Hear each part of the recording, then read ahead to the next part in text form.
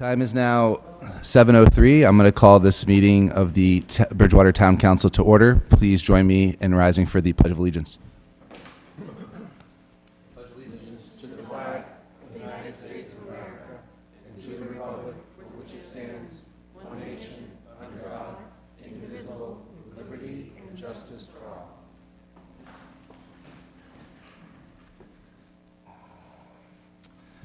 Tonight's Town Council meeting is being live streamed via YouTube. Please go to the Town of Bridgewater Facebook page for the link. To start things off, I do have some condolences from our veterans agent. Please join me in recognizing Joseph Sancentino. I should know this.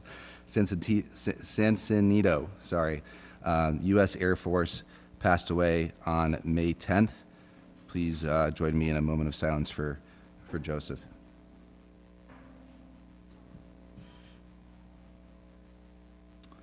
We also have condolences for Mr. John Flaherty, U.S. Marine Corps, passed away on March 27th. Condolences to him and his family. May you please have a moment of silence.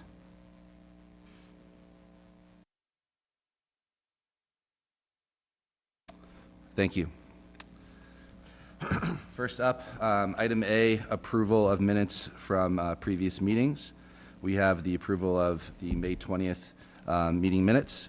Do I have a motion for approval and discussion? Second. Any discussions from councilors on the minutes? Seeing none, all those in favor? Aye. Any opposed? One abstain since I wasn't here. Okay, yes. Thank you.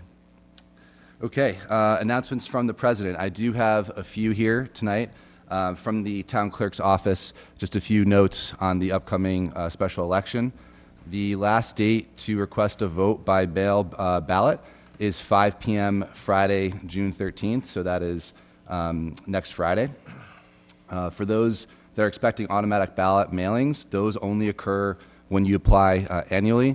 So if you are expecting one, that's only going to come if you do that annually. So you can check your voter status online. Otherwise, in-person absentee voting is available right now until Friday, June 20th at noon during regular town hall hours, which are 8 a.m. to 4 p.m. Monday through Thursday. And on Friday, those hours are 8 a.m. to 1 p.m. A number of people have already taken advantage of that, so please come in person if you'd like to vote absentee early. Town Hall will be closed on Thursday, June 19th, in honor of Juneteenth, so you will not be able to come in and vote that day. Polls open for the special election for the override at 7 a.m. Saturday, June 21st. They will remain open until 8 p.m., and this is at the middle school, which is 166 Mount Prospect Street. Any other questions or information, please email one of the counselors or reach out to the town clerk.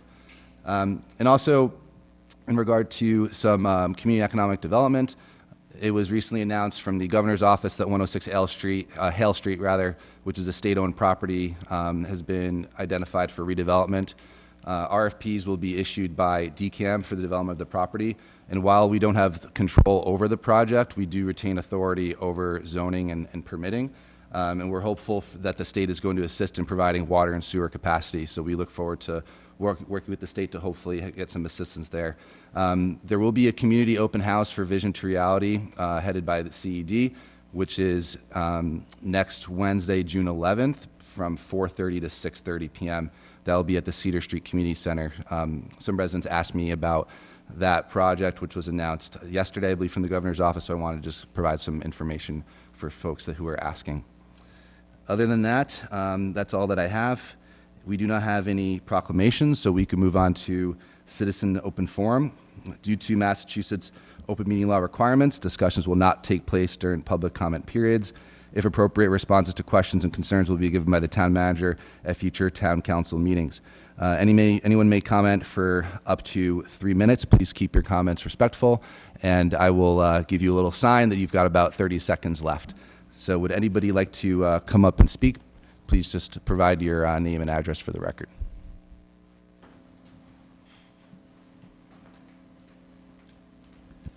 Keith Buell, 10 Fieldcrest Drive. Lisa Curley, 91 Atkinson Drive. We're here as the 4th of July Committee to update you, the council, and also the town on some of the things that we're doing and where we stand right now, because obviously with what's going on in the world today, finances for everybody are tight, both business and private, and we are behind. Just so people who might be new, it costs us between $40,000 and $50,000 to put this event on each year. It's 50 to 55,000. And currently, we have raised 20.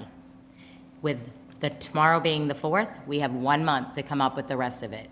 I'm not going to give you all the figures, but, I mean, between public safety, which, first and foremost, can I remind the people of Bridgewater, it is not paid for by the town, so I don't want to go home tonight and see lots of comments about how we're talking about fireworks when we have a school in trouble. We get it, but it is all paid for by a small committee. We pay for public safety, that's the fire department, the police department, we pay for the porta potties, we pay for the pyrotechnics, obviously. Everything you see happening on that day has either been donated to us or we're paying for it. There is nothing given to us by the town of Bridgewater. So I just want to make that very clear for anybody watching out there. We are selling our t-shirts. This year we have 2 colors. Keith we didn't coordinate this, but it worked out real well. I stole my daughter's. We have the gray, the black. I think the black looks better. They're 20. They're expensive, we know, but we're trying to raise the money this year. It's really, we are very far behind. I have been doing this for almost 20 years now. I've headed up this committee, and we have never been this far behind, ever. So we're looking, like I said, at $25,000 that we need to raise. So anybody out there who's waiting for their last minute, you can get that donation in quick. It will happen this year because we've been pretty smart about what we do, and we'll have it for this year, most likely. But next year, if we go through everything we have this year, it's not going to happen. I can guarantee it. So. Yeah, we are not the kind of committee that are going to overextend ourselves. We will cancel first before we would ever get in a situation where we wouldn't have the money to pay the people that are going to do the work. Just a reminder to people, Monday nights we're at Barrett's. There's going to be a golf tournament on the 23rd. All the information is on our website, bridgewatermass4th.org. We're selling t-shirts. We'll take donations from anybody and everybody. We'll come pick them up if you want us to. The other thing that has presented itself is that the prison usually helps us with cleanup the day after. They are going to be unable to do that because of all the prison guards are on vacation. So with the 4th on the Friday, that's Saturday, we are going to need help with cleanup. So if there are any Boy Scout groups, Girl Scout groups, civic organizations, Lions Club organizations, church groups, any group that wants to get involved on Saturday morning first thing to get the place back the way we found it, we will appreciate that. And you can find us again, Bridgewater residents, you can find me and Lisa both. You can find us 4th of July. And we're there, you know how to find us. But like, just as a reminder, the committee is made up of 7 people. I'm going to guarantee you, I get in about 30,000 steps on the 4th of July. I do not want to get up on Saturday morning and clean that field. I've done it in the past. I don't want to do it again, at least by myself. I'm happy to help out, but I have been down there more times than I can count without any support. So you guys as our town councilors and the leaders that you are, by the way, congrats to the new guys, or ladies, sorry, Marilyn.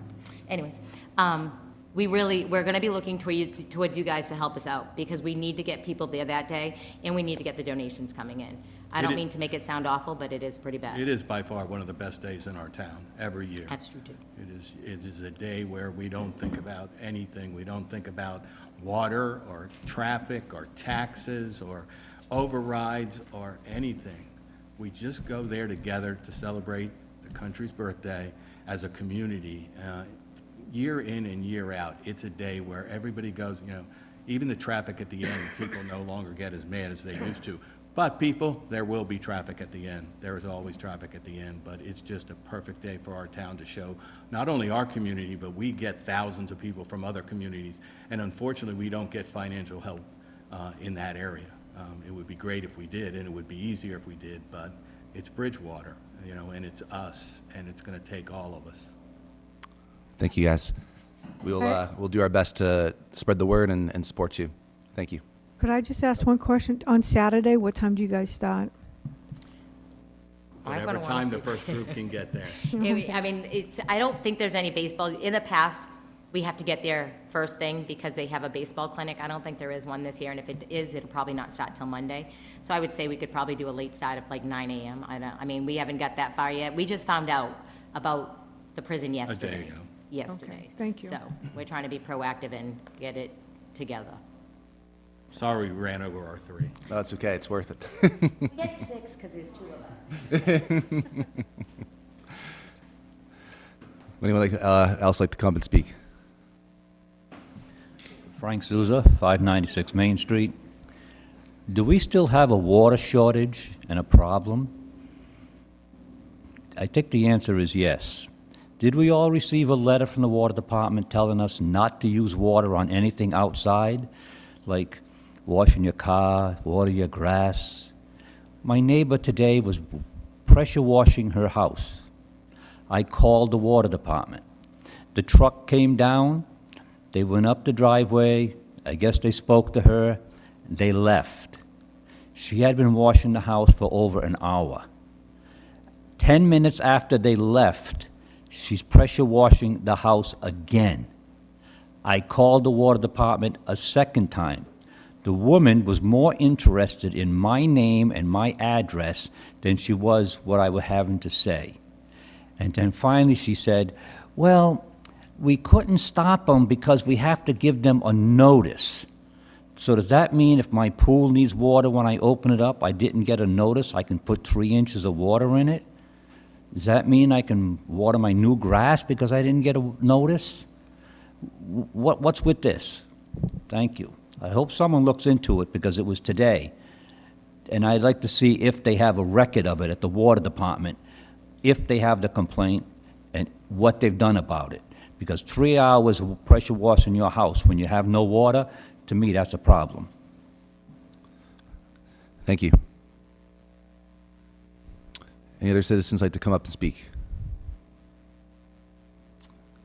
Seeing no more, we'll move on. Thank you very much for your comments. There will be another period at the end of the meeting. We'll move on to appointments next. We have Planning Board appointment, alternate member Chris Fabrowski, whose application is here in front of us. Do I have a motion for approval and discussion for Mr. Fabrowski's, or Chris's application here? So moved. Second. Any discussions from councilors? We don't have just for the record, we do not have a resume for this. And we've asked for it in the past, and I would like to see resumes. Just to make a comment, again, Mr. Fabrowski, I believe, is in construction and self-employed, so I don't think he probably has a resume for everything that he's done over the years. But anyone who knows the name, he knows he's been in business and has done a lot of building in this area for many, many years. So I'd be in support of his approval. Noted. Any other comments from councilors? All those in favor of approval? Aye. Any opposed? No. 8-1, motion carries. Next, we have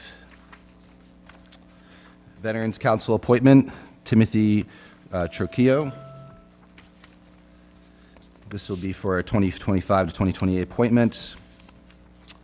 Do I have a motion to approve? Second.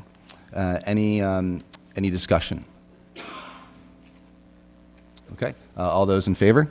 Aye. Any opposed? Okay. Motion carries.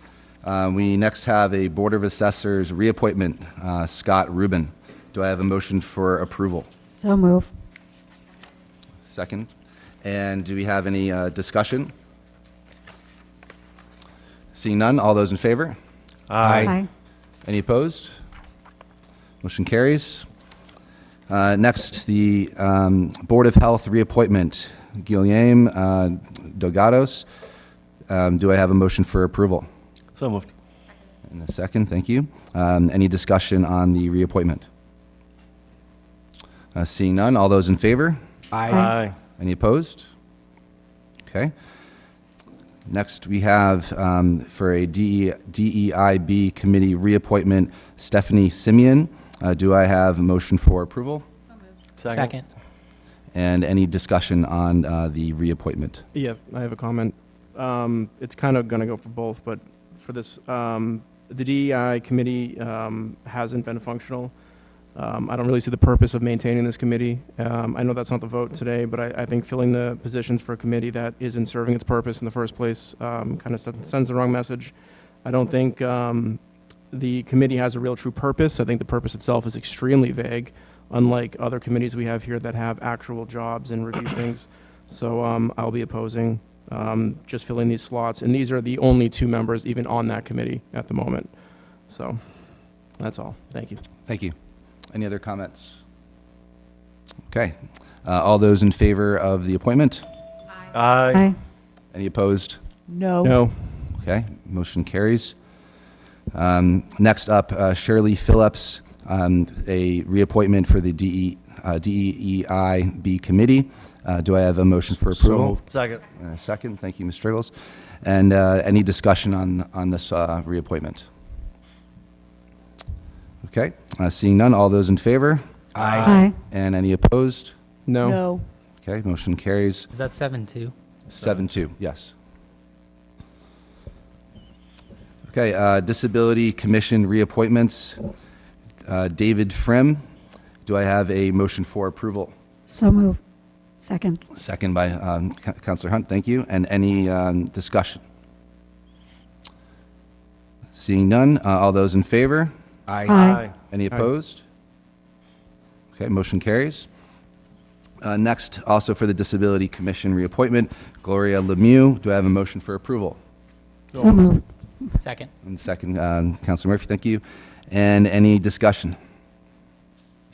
Seeing none, all those in favor? Aye. Any opposed? Okay. Next, moving down the list, Elder Affairs Commission reappointment, David Frim.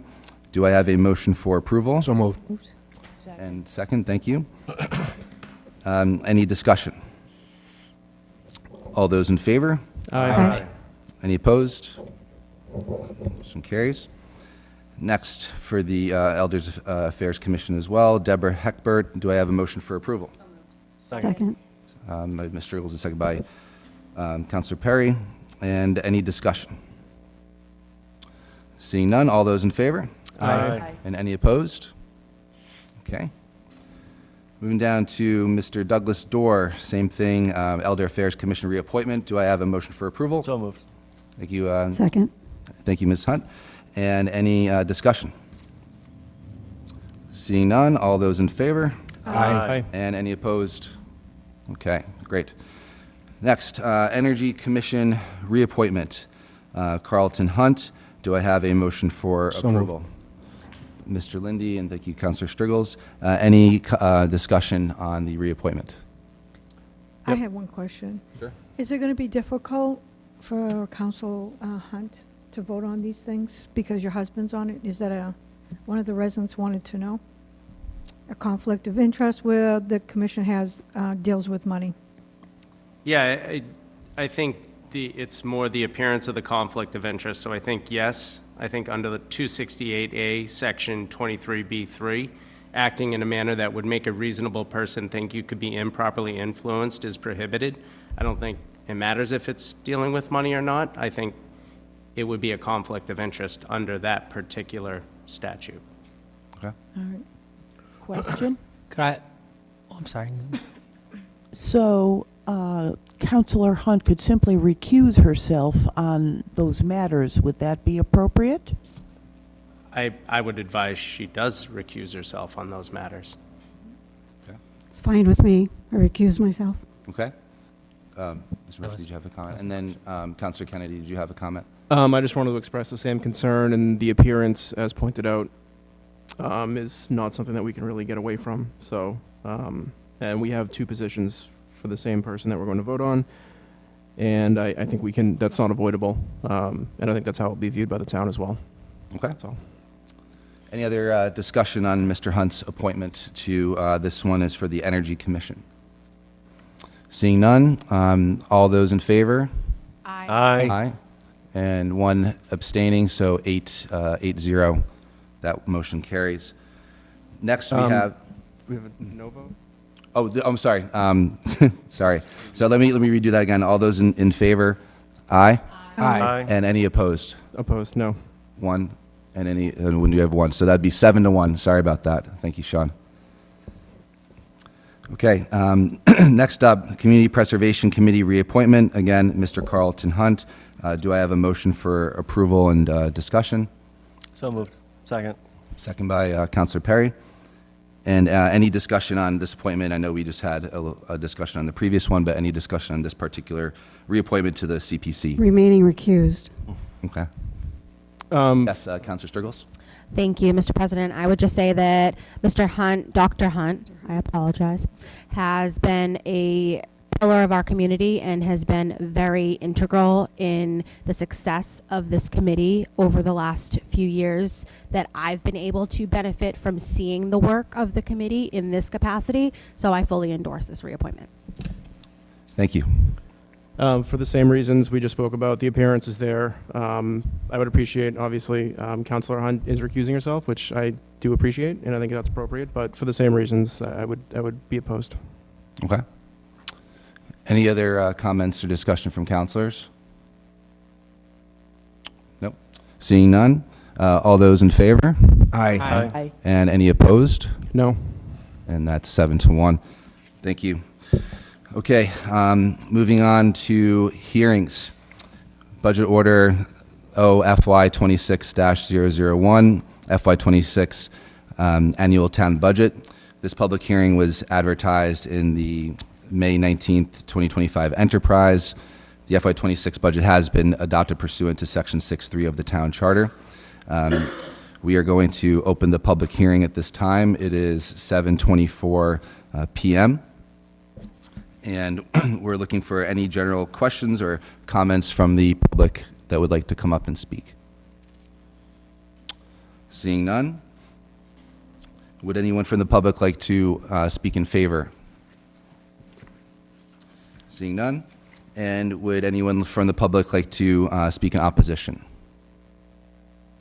Also seeing none. I will now open the discussion up to councilors. This is again on the FY 2026 annual town budget. Any discussion or comments from our councilors?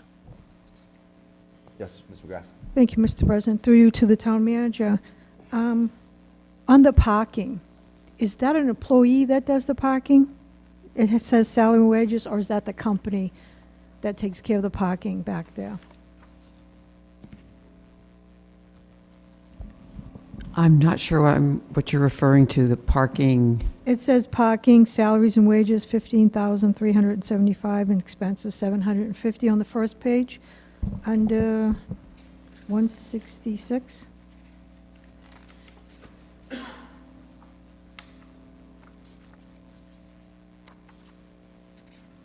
I'm afraid I don't have an answer for you. Okay, I have one more question for you, though. Okay. So the next page, it says under 421, snow and ice. If we don't have a lot of snow and ice, does that roll over to the next budget?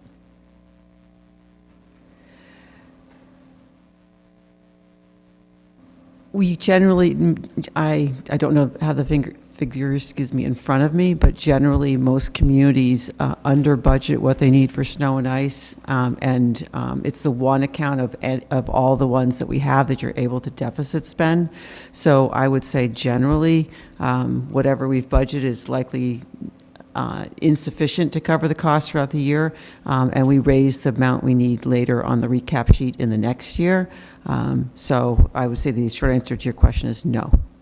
Okay, and one last one. Under the 510, the Health Department, do we have a Board of Health agent? Yes, we do, Mr. Badger. Oh, okay, thank you. Mr. President. Yes. I just wanted to, through you to the town manager, just wanted to compliment the town manager and the finance department on a very well-prepared budget. Thank you. You're very welcome. And if you could indulge me for 1 second, Sure. Mr. President, I just got an answer on the parking. That is overtime for parking enforcement by the police department. Thank you. Thanks to technology. Thank you. Any other comments or questions for the town manager from our councilors? Okay.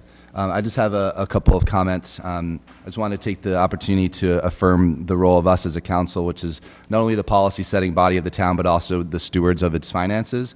and this responsibility cannot be understated. And I'm just personally a little frustrated that due to scheduling constraints and due to how our charter is written, that we're in the position that we're in to have the budget passed by how the charter is written.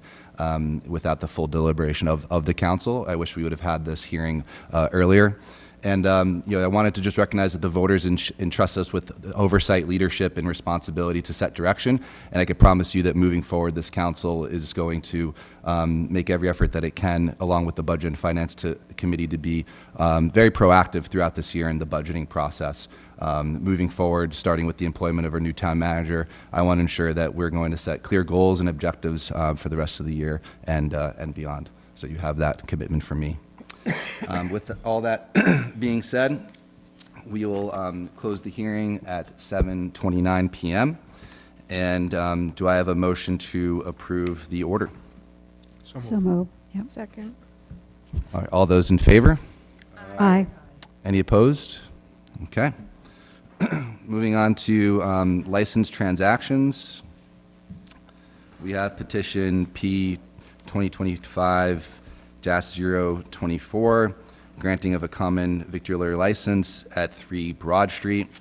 This hearing has been duly advertised in the May 19th, 2025 Enterprise. I'm going to open the public hearing at this time. It is still 7:29 p.m. And petitioner, would you like to speak on your request? Just want to say, first of all, thank you for the opportunity. We're excited to be in town. So it's been a long journey here, but we're good to open. So I just want to get the final steps, abide by the regulations, the requirements that the town sets for. So I just want to get the convict license so we can go ahead and do that appropriately. So, yeah. Great. And I'm sorry, I should have said this when I introduced this. Can you just talk a little bit about the business that's opening at 3 Broad Street? Yes. So like everyone knows, it's 3 Broad Street. It's the old former D'Angelo's building. We should be opening up June 5th, and it's a tropical smoothie cafe. It's a franchisee location. I own it along with my father. So we're really excited, like I said, to be in the town. And it's just another kind of quick service restaurant with a little bit more of a healthier options than your typical kind of fast food. So you'll get all your fresh to made order smoothies, cafe, like wraps, sandwiches, salads, and the like. So yeah. Sounds great. Okay, so at this time, I'll ask if there's any general questions from the public that would like to come up. I sit back down. Seeing none, any from the public would like to speak in favor? Seeing none, and if anyone from the public would like to speak in opposition? And seeing none. So now I'll open up to councilors. Councilor Sturgill for questions or comments for the petitioner. Thank you so much, Mr. President. I don't have a question. I just have a compliment. Thank you for investing in our town, and thank you for bringing your business here. For one, I went to Bridgewater State, and I would have loved having a tropical smoothie cafe in walking distance from and in between classes. So I'm very excited for you, for your family, for your business, and I can't wait to watch it thrive. So thank you. I really appreciate that. Thank you. I did join the Connect Card program, so a little salt in the wounds there. Councilor Murphy. Just like to echo Councilor Striggl's comments, but I do have a quick question for you. Yes.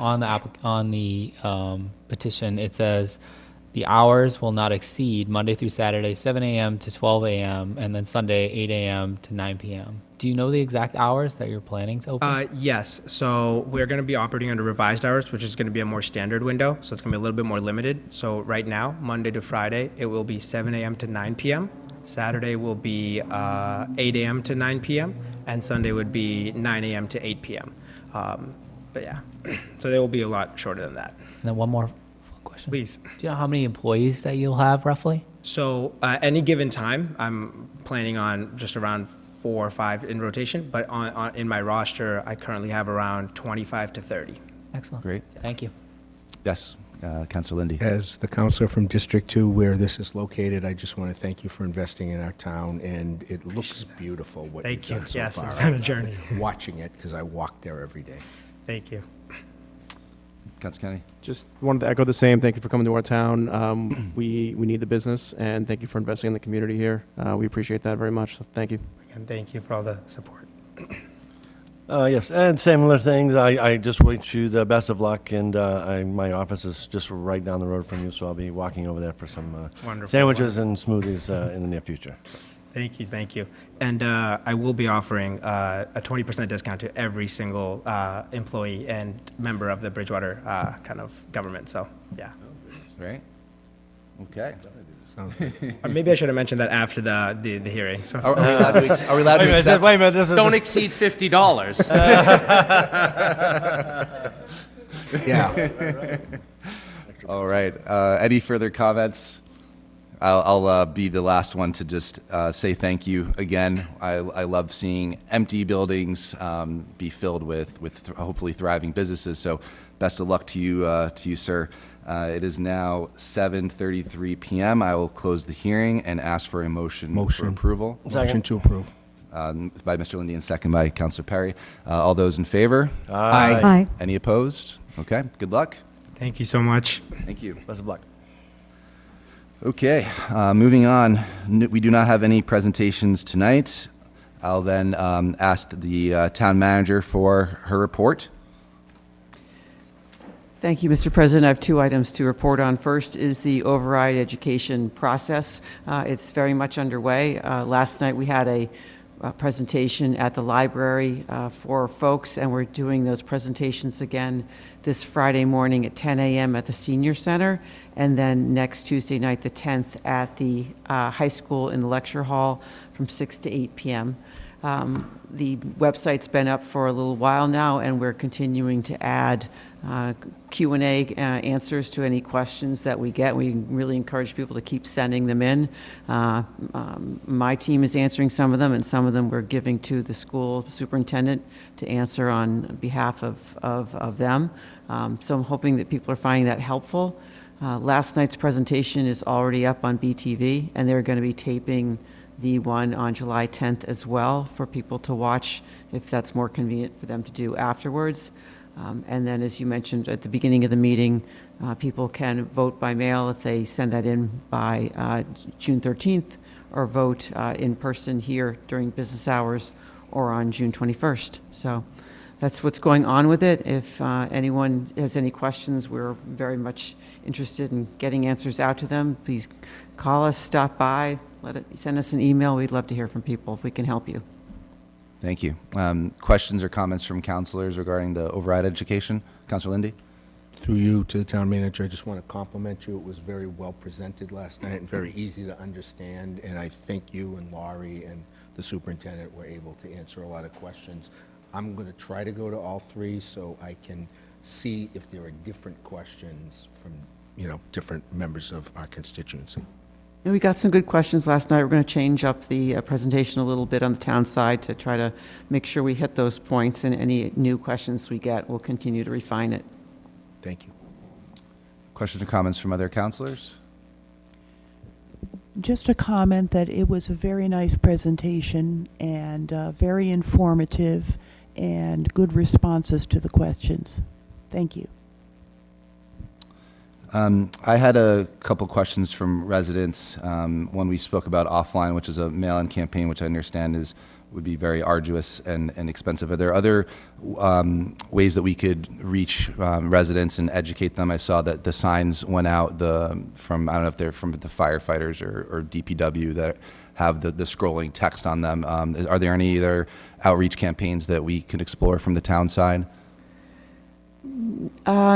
Not really. I mean, the electronic message boards are a great way to capture people because people aren't used to seeing them out there all the time, so they're more noticeable when they're deployed, and they're big. I did ask the town clerk about the white signs, like at the end of Pleasant Street as you turn onto South Street, and a couple others, if those could be updated as well. People might look for those. Sending out a mailing at this point would be difficult. It's likely fairly expensive to mail, say, a postcard. And what I've understood from other communities is postcards, unfortunately, people get jumbled up with other mail that people is not first class, and they get ignored. So it hasn't necessarily been a good way to go about it. So we're not planning to do that. I think the social media has been very helpful between ourselves and other groups who are interested in the override, plus and for and against it, are certainly very active on various social media sites, and that, I think, in this day and age helps a lot. Great. One more question from a resident. You mentioned the Q&A page, which has been very helpful. The last it was updated was May 28th, which was, I'm not sure, someone correct me if I'm wrong, was it last Wednesday? At what frequency is that being updated? Because a resident had questions and they were not answered, and they were submitted, to my understanding, around a week ago. So I was just wondering at what frequency those are answered. We have, the last batch we got, today's Tuesday, we gave about 6 of them, were all school-related to the superintendent. I think on Friday, so I'm waiting to get those answers back so we can put another update out in the next couple of days.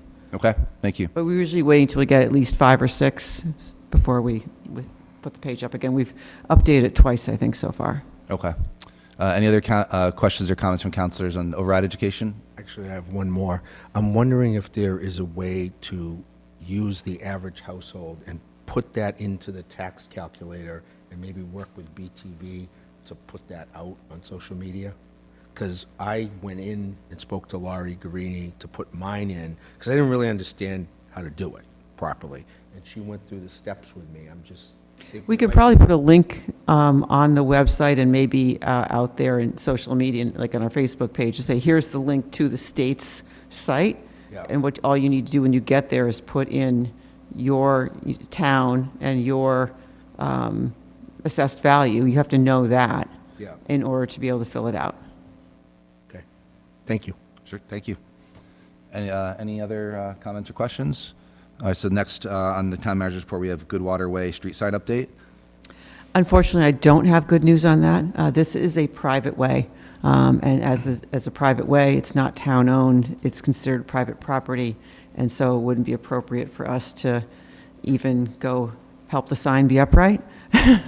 I'm not sure if there's a homeowners association or a group that we can reach out to say, hey, can you take care of that?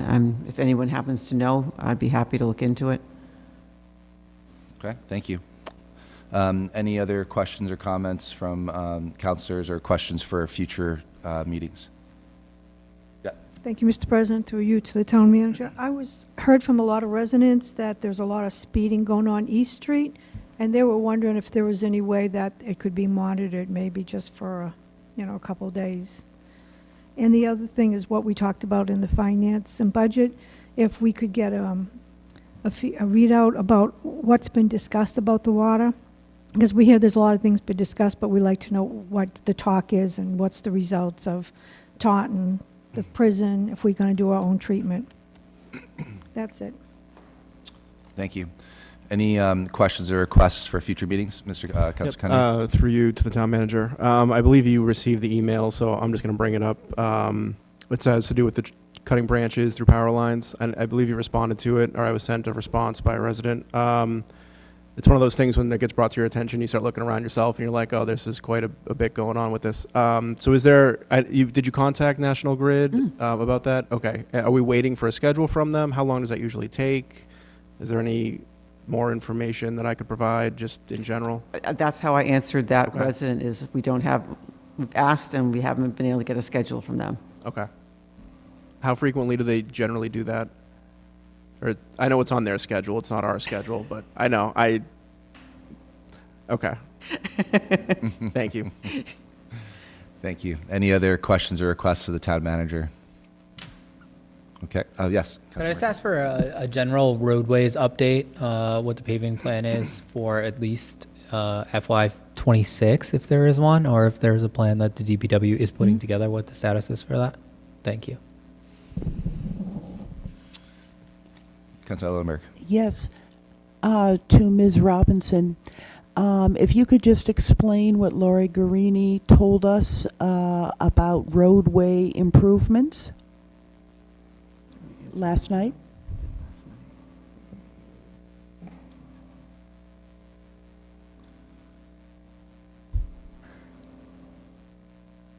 Are you asking that for now or for the next meeting?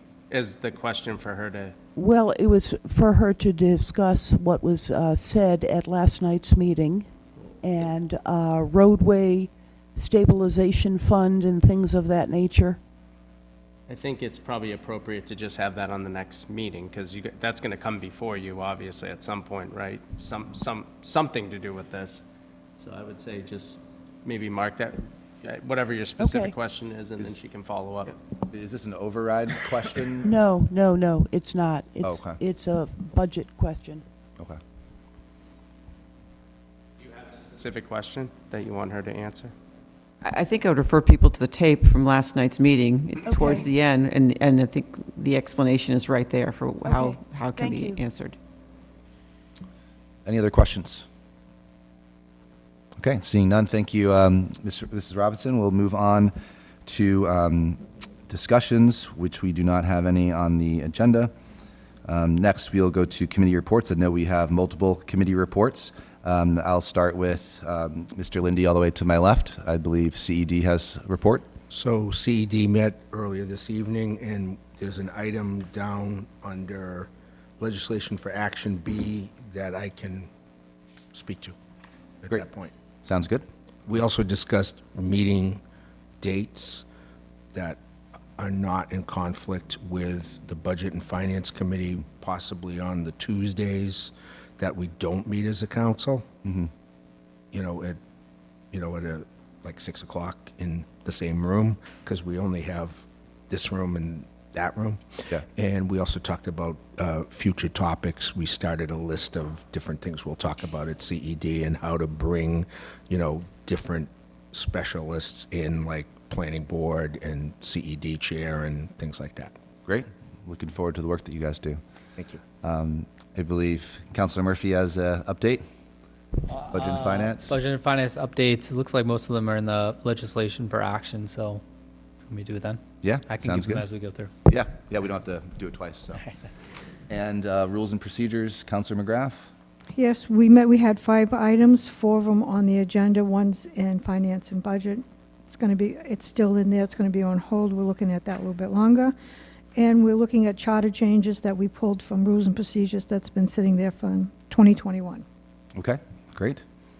Okay, thank you for those reports from the chairs. Next, we'll move on to item L, legislation for action. First thing up is Order O-FY25-063, acceptance of gift from the Bridgewater Police Association. Finance Committee voted 6-0 to recommend, and then I will defer to Councilor Murphy for the Budget and Finance comments. Yeah, extremely generous gift. The Budget and Finance Committee voted 3-0 to approve. Great, Recommend thank to you. approve. Do we have a motion for approval? Second. Councilor Striggles and Councilor Perry, thank you. And any discussion on this item? Seeing none, all those in favor? Aye. And any opposed? Motion carries. Okay, next, excuse me, FY25-064, an order creating an ad hoc TIF oversight committee for 60 to 86 Broad Street. I know that CED met earlier today, so I'll ask for Councilor Lindy to give an update. So CED voted 2-1 to not recommend this to the council. We believe that, 2 of us believe that it should be in the CED committee, which is one of the purposes of the CED committee, and in our own rules and procedures, it does not allow for the town manager to make appointments to an ad hoc committee. That's a council responsibility. Okay. So with that being said, I'll ask for a motion for approval and then, of course, further discussion. So moved. Thank you, Councilor Perry, and second by Councilor Striggles. It sounds like we'll have some discussion on this one. Councilor Striggles. Thank you, Mr. President. As the vote to recommend that we create an ad hoc committee, I just wanted to explain my findings when it came to that. So after the due diligence that I've done, not only in this council role, but my knowledge of TIF requirements, I deem that it is something that needs to be done on a very micro level and a micro scale to ensure that we are being mindful of time of not only the developer, but time as well as precision where we are just focused solely on something like that versus every other need that the town may have when it comes to community and economic development. It's very, very, very specific, and we need to get it right the first time. So I feel personally that an ad hoc is our best chance at getting it done in a timely manner, in a truncated way, where we're maybe even having the ad hoc meet every week until it's ready to go. And we're just getting it done versus having it be something that a committee has to do. So I just wanted to justify my opposition vote. Thank you, Councilor Striggles. Further discussion from councilors? Councilor Perry? Yes, just to expand upon that, we've done ad hoc committees before for things such as gaming in Bridgewater, when potential for gaming was coming. Again, that's community economic development, but that was a very specific situation. This is the first time a TIF has come across the board of the town too. So as Councilor Striggles said, to look into and dive specifically into this one in a lot of depth, I don't think an ad hoc committee would be out of reason for this. As pointed out in what we did before in searching for the new town manager, when the ad hoc was formed, but those appointments would come from the town manager. Noted. I'd like to further- say something as Yes. someone who supported it within the, that I think it is a complex thing that needs to be done, and I think the CED is designed to oversee the community and economic development issues coming through the council. I think part of that is to call people in to help explain things to us that might be beyond what we're used to doing or what we've learned so far. And I would imagine that the CED would ask for help from the departments here in town to come up and explain things to us and work it through with the TIF and other things. We've read it all. We understand it, but we haven't ever done it before. So I think asking the people who've done it before to come in and assist our committee. I believe that's what the committees are for, is to look to a certain thing that they're appointed to do and then ask experts to come in and help them if it's something they haven't done before.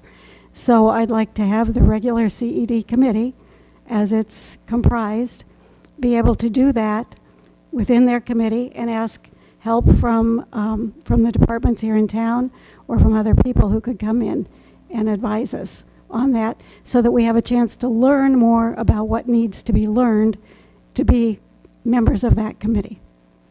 Thank you. Other comments from councilors?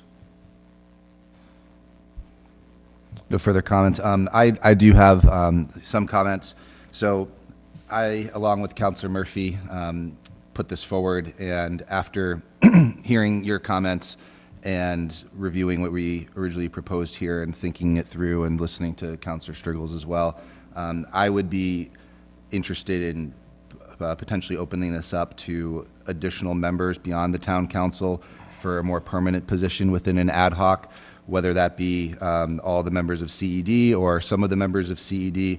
I personally would like to see the, you're just throwing names out there, perhaps the town planner or somebody from the finance department in this ad hoc. Again, it's very, very specific. I know that our town planner, just speaking to him, has direct experience dealing with the TIFs. So I would like to see just a fully engaged, not necessarily a full-time, but a fully engaged group. Not that you wouldn't be fully engaged, but I would like to see that appointment so that these folks are going to be held accountable to doing their diligence. So I would entertain if a councilor would like to make a motion to perhaps expanding this to 4 or 5. I will leave that up to you all to potentially make that motion or discuss. So move. Seconded. So discussion on the amendment. So what we would be amending would be the committee shall consist of 3 members of the town council appointed by the town manager. That would be opened up to 4 or 5. So maybe we discuss that further. Question, can we keep this at the council level?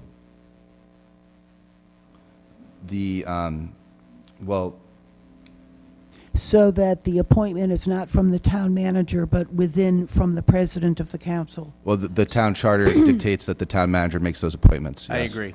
Correct. Town manager makes the appointment. The thing that does need to be added is that the appointments are ratified by the town council. Is that That's- here at the end? Is it in this? Oh, I I'm only not sure. see in section 2, I only see the committee shall consist of 3 members of the town council appointed by the town manager, which is accurate, but I think you need to include, but shall also be ratified by the town council. So the town manager always makes the appointments, but the council has the authority for ratification. Okay. So, Mr. President, yeah, I'll just, so make the motion that, that line should read, the committee shall consist of up to 5 members, with 3 members being members of the town council, appointed by the town manager and ratified by the town council. Do I have a second for that Just motion? a point of order. Was there already a motion to amend this? It was just an unclear motion to amend it. Yeah, so I It was made too the vague. motion. I could rescind my motion for amendment, and then Counselor Perry will make his motion for amendment. Could you read that one more time? Sorry. So, yeah, so we'll say that the committee shall consist of up to 5 members, with 3 members being from the town council, appointed by the town manager and ratified by the town council. Could I Can I- ask a question? Yeah. Yeah. Why up to? Why not just 5, so you won't have a tie? Only in case you wanted to go either 4 or 5, it gives you up to 5. But if you had 4, you might have a tie on some votes, doesn't? Again, you that's think just, it- like I say, it just gives you the flexibility to go with Okay. 4 or 5 as well as this. All right, thank you. Any discussions on the amendment? I just had a question, maybe defer to legal. I know that we've talked about in the past mixing employees and town councilors, potential issues with that. I don't know if you could speak to that, or, I mean, I think the way that you currently have it drafted gives the town manager the flexibility they would need to appoint who they felt appropriate without you dictating that they have to have someone in that role and they, as the employer of that person, has to put them in that role. So I think the amendment actually suits both the charter and possibly what you're looking to have done. but would there be any concern about if there's a chair of this committee and an employee as a member of the committee, wouldn't the chair have purview over that employee? Which No, would? this committee is advisory in nature, so I don't think this committee actually is voting on anything other than looking at this and coming back to the council with a more specialized recommendation about next steps.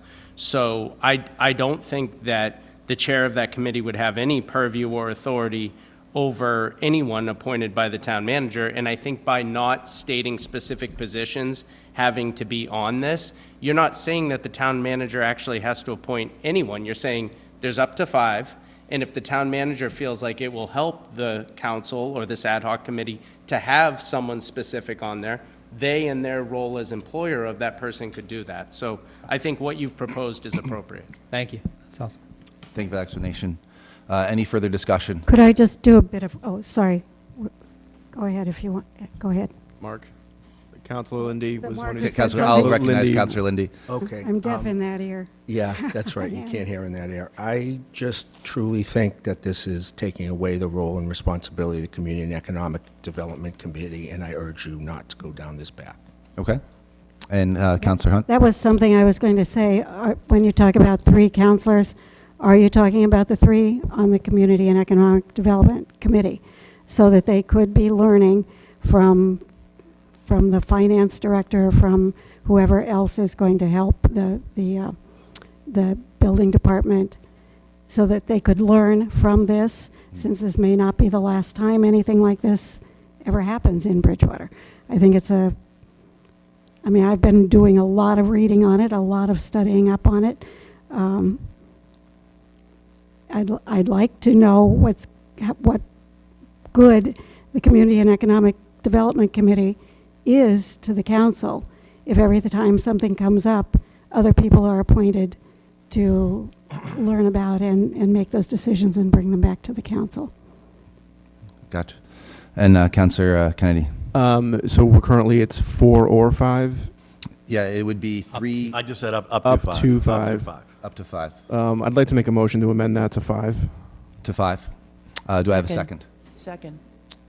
And any discussion on the amendment to have that be 5 and not So, up to so 5. can you read that? I just want to make, because Yeah. if you're talking 5 counselors, now you're just creating a town council. No. No, no, No. no, So- no. so I The just wanna make motion, the motion to amend is just moving the minimum from 2 town employees, from a possibility of 1 or 2 to 2 town employees, so a total of 5. I don't think you can say town employees we're because not- you I can't did not- dictate. yeah. You can say 5. I said the committee so the committee shall consist of 5 members, with 3 of them being town council members.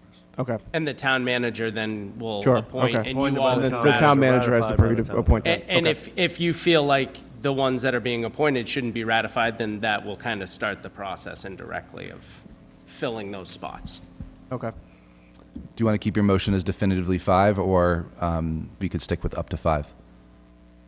Yeah, Well- I'd like to keep the motion. Okay, and that is up for discussion right now.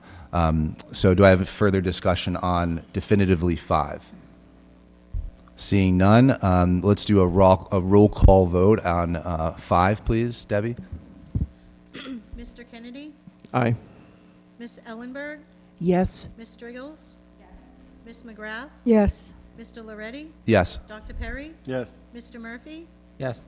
Ms. Hunt? Yes. And Mr. Lindy? No. 8 in favor, 1 opposed. Okay, so now what I'll entertain is a motion for approval as amended, which, again, under 2, the committee shall consist of 3 members of the town council, up to 5 members, not up to 5, 5 members total, appointed by the town manager, ratified by the town council. Do I have a motion for approval and discussion? Second. Thank you, Councilor Striggles and Councilor Perry. Further discussion on the measure as it is amended. I just want to clarify that you're not talking about the Community and Economic Development Committee being the 3 members. Is that correct? This would be an ad hoc appointed by the town manager, and it may or may not include members of the CED. Okay. Just a point, we have a new town manager coming on board very shortly. I believe we should leave this to him. No offense to the present town manager, but he's coming in, we need his expertise, and I don't think we should move forward at this moment. Noted. Any further discussion? Okay, Councilor Ellenberg. Yes, the ad hoc committee could be meeting, and we could post for general meetings with the CED as well. So, I mean, if other people are appointed, you folks could participate. Noted. One more point. Sure. I just think it bypasses CED completely. Okay. All right. Debbie, may I have a roll call vote, please? Sure. Mr. Lindy? No. Ms. Hunt? No. Mr. Murphy? Yes. Dr. Perry? Yes. Mr. Loretti? Yes. Ms. McGrath? Yes. Ms. Striggles? Yes. Ms. Ellenberg? Yes. And Mr. Kennedy? Yes. 7 in favor, 2 opposed. Thank you. Okay, so we'll move on to FY25-065, acceptance of a grant from the Executive Office of Energy and Environmental Affairs. Finance Committee voted 6-0 to recommend in their June 2nd meeting, and I'll defer to Councilor Murphy on Budget and Finance. Yeah, if I could we defer to the town manager just for the explanation? I think she did a great job explaining this in the budget Yeah. and finance. So the town had applied for a grant to relook at its its open space and recreation plan. Every community is required to have one in order to be able to apply for various grants for open space and recreation opportunities that arise. Ours had expired. The state has taken quite a few months to finally award this, but they have, and so the $40,000 will be spent over this fiscal year and next to complete an update to that plan, and in accordance with the Open Space Committee. Thank you. Just to add, I think given all the open space conversations, the budget and finance, all the open space additional area that the town has added, budget and finance discussed this, thought it was a great opportunity, times out well, given that extra adage, and we approved it 3-0. Great. Thank you, sir. And do I have a motion for approval? So moved. Second. Thank you, Councilor Ellenberg. And further discussion? Seeing none, all those in favor? Aye. Aye. And any opposed? Motion carries. Thank you. Next, FY 25-066, transfer order flagpole returning funds to the one-time stabilization fund. The Finance Committee voted 6-0 at their meeting to recommend, and Councilor Murphy. No additional comments. We voted 3-0 to recommend as well, too, in Budget and Finance. Do I have a motion for approval? So moved. Second. Thank you. Thank you, Councilor Ellenberg. And any further discussion? Yes. Thank you, Mr. President. I just have a comment. Being that there was a fundraising effort to offset this cost, can we find out what is going to happen with those funds? I think that that would be good for the public to know. Certainly, yes. Yes, I've been in touch with Miss Lisa Bazell Curley, and she was just waiting for this to potentially take place so she could start the process of refunding people back monies for the bricks purchase. I'll speak to her directly, but I have already donated to the 4th of July. I plan on just rolling my donation for the bricks over to the 4th of July committee. So I think that if people did do that, maybe give them that option, because I think a lot of people might do the same. Any further? Sure. I don't know if this is appropriate, but a question. Is there any way that we can do anything as a town for the 4th of July? That would be a question for the town manager.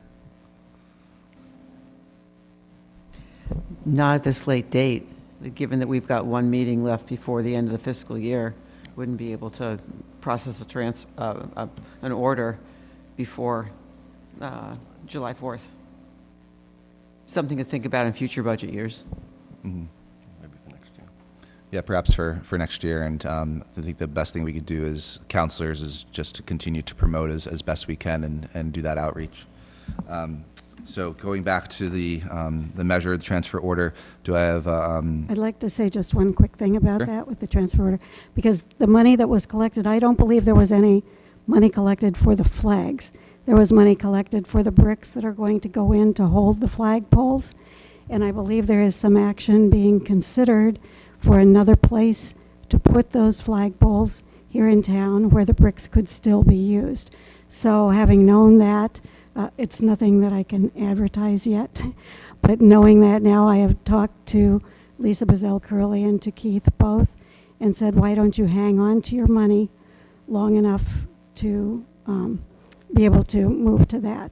I'd give that same suggestion perhaps for the town money. That's what I tried to say last time. I mean, there's someplace else that these flag posts might be put on town land with the bricks around them, which would be a very nice thing to do. It hasn't been worked out all the way yet, and so we can give the money back. But I just wanted to put that out there and say that I think they're trying to hold their money for the bricks until they see if this moves forward. Okay, Councilor Perry. Yeah, unfortunately, like I said, this transfer order was for this location specifically. Mm-hmm. So without, having this as the location for these flagpoles, I wouldn't feel comfortable, offering or suggesting a different location for these and having this appropriation be hanging out in the wind. So I think the appropriate thing to do is to send this money back, and if that presents itself down the line, then a new order could take in place. Understood. Okay, Councilor Kennedy. Yep, I think the appropriate thing to do is to send it back as well. What we are kind of seeing right now is that there was a fundraising effort put forward to fundraise for these flagpoles, and then there was a rush to institute the flagpoles due to the timing of the flag being raised, and the fundraising hadn't met its goal yet, so then we spent tax money to do the flagpole anyways, even though that goal wasn't met. So I think what we're kind of seeing right now is if products like the bricks were bought, that is unfortunate, but at the same time, the money wasn't raised, and this was kind of rushed through, which wasn't appropriate because it didn't go as explained to the voters or the citizens in town. So I think it's appropriate to send it back, and then if something comes before us again, then we discuss it again. Sure. Any further comments? I'll make a comment just because Councilor Kennedy made that comment. I don't believe it was rushed through. I believe that it was vetted appropriately. And so I totally disagree with that statement there. I will support putting the money back into the account because I believe that's the right thing to do. But to say it was rushed through, from my standpoint, I believe is inaccurate. Noted. Any further discussion? Okay, seeing none, all those in favor? Aye. Aye. And any opposed? Okay, motion carries. Thank you. Moving on, Order FY 25-067, end of the year transfers. Finance Committee voted 6-0 to recommend at their June 2nd meeting. Budget and Finance, Councilor Murphy. Yeah, for folks following along, I think, again, town manager did a great job, along with the finance director, breaking this down. On the top portion of the order itself is a lot of essentially unspent salary from roles that weren't filled or early retirements, and so that money was then moved over to cover the costs of what you see on the bottom part of that order. They gave a great summary of line by line, and so we voted 3-0 to approve. Thank you. Do I have a motion for approval and any discussion? So moved. Councilor Perry, Second. and second by Councilor McGrath. Any discussion on this item? Okay, seeing none, all those in favor? Aye. Any opposed? Okay, motion carries. Next, we have ordinance FY 25-010, proposed amendment to Chapter 157, Article 2, Section 1. This is on the POW flag, POW MIA flag. I will defer to Councilor McGrath. I know that this was sent to Rules and Procedures, and you voted 3-0 to recommend, but I'll defer to you for any further comment. Thank you, Mr. President. We did recommend for it to pass because this flag represents 82,000 servicemen who remain unaccountable, and they are our fellow Americans. It was suggested that we make an amendment where it says at the very first line, whereas, instead of in accordance, it in the spirit of, with the federal public law.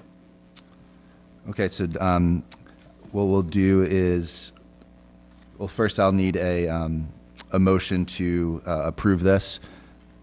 I'm sorry. No, we're I'm sorry. We're going to refer this to advertising. So help me out, Counselor. Motion to amend, and then we send it to advertising. Yeah. Great. Thank you. So I'll entertain a motion to amend, as Councilor McGrath said.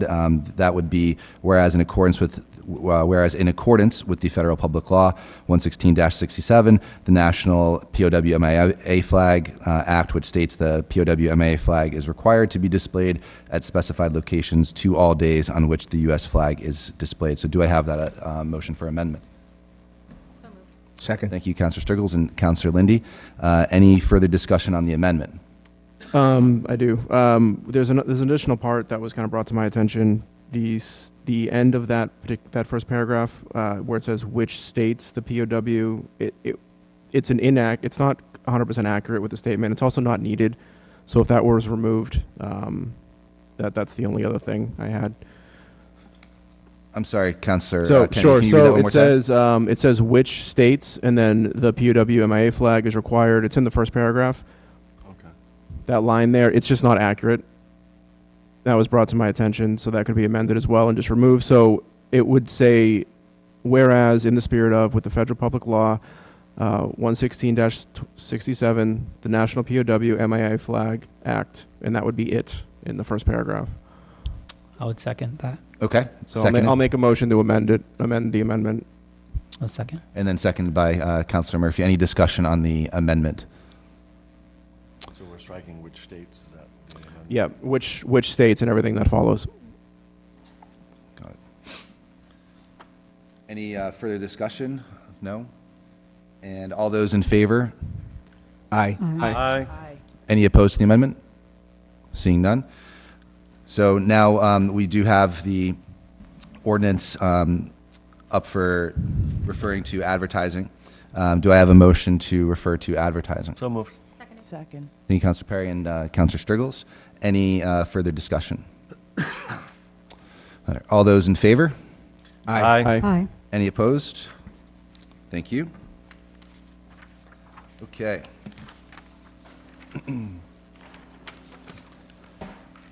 Next, we have G, proposed ordinance FY 26-016, Bridgewater Town Charter, Article 3, Section 4-3, elected officials' powers of appointment. Rules and Procedures did vote 3-0 to recommend with an amendment. I will defer to Councilor McGrath on this one. Thank you, Mr. President. Where it says, right after the ordinance, it says Bridgewater Town Charter, Article 3. That should be Article 4. Then it says Section 4-3, elected officials. That should be Town Manager. And the line under that says, ordered that the Town Charter, Article 3, should be Article 4. And then the line underneath where it says multiple member appointment organization, it should read boards, committees, and agencies. Okay. Entertaining a motion to make those amendments. So moved. Thank you, Councilor Sturgills. And a second? Second. Councilor Lindy. Any discussion on those amendments? Not on the amendments, no. Okay. All those in favor? Aye. Aye. Any opposed? Okay. So now we do have the ordinance here for consideration. This would be to send to advertising. I do have a question for our town attorney. It was brought to my attention immediately before our meeting that we may not be following proper procedure for a charter amendment in how we're currently doing this. I'm not sure if you've had the opportunity to review. I haven't looked at it, but you can amend the charter in the way that you're proposing, because if you vote the amendment, all you're voting to do is to then send it to the voters. We can rewrite the language to suit that, but really what you're voting on is to send to the state legislature upon approval. You also will be sending to the voters of the town of Bridgewater. So there are next steps after this. So what are you referring to when you don't think you're doing it properly? Yeah, I think it's you just hit on that, that it does mention in Section 3 here in Article LXXXIX that the petition for adoption shall be signed by at least 15% of the legal voters. Oh, no, that's a different process. Okay. Totally different process. So there are multiple ways for you to make changes to the charter. The way in which you're proposing making a change is as the body politic voting to change the charter and then seeking approval of both the state legislature as what's called a special act. So it's approval by the state and then approval by the voters. I think what you're referencing is the part of the charter that relates to citizens' petitions Yes. for changes. Okay. Two totally separate processes. Okay. Yep. Thank you for clarifying. Yes. So do we need to make any amendments to this before we refer to advertising? I think you're fine to refer to advertising at this point. You may want to fine tune some of the language, but it's coming back before you. I think the essence of what you're looking to do is here. And Okay. I think, correct me if I'm wrong, but the essence of what this proposal is that the town manager still appoints all boards, committees, and agencies except for ad hoc committees that you all create, and you have to vote by a 2/3 majority. Is Yes. that okay? Yeah, so we can maybe fine tune the language a little bit to make it read a little clearer, but I think it's fine to go to advertising. Great, thank you. Okay, so do I have a motion for approval? Motion to refer to advertising. Sorry, yeah, as motion to, amended. yeah, thank you. Motion as amended to refer to advertising. Thank you, Councilor Lindy, for the second. Any further discussion?